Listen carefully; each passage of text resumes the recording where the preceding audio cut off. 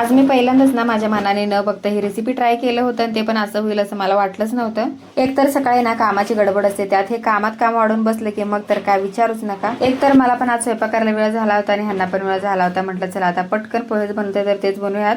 आता नाश्ता वगैरे केलं, त्यानंतर बघा माझ्या लक्षात आलं की हे झाड लावायचं राहिले।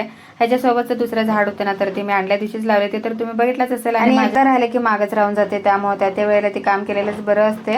त्यामुळे मग सकाळ सकाळीच ना सगळं सोडले आणि पहिले ह्याच्या मागे लागले मी। पहिल्यांदा हे झाड लावून घेतलं, आता त्या पॉटमध्ये दुसरं झाड होतं ते काढून घेतलं आणि हे लावून ठेवलं।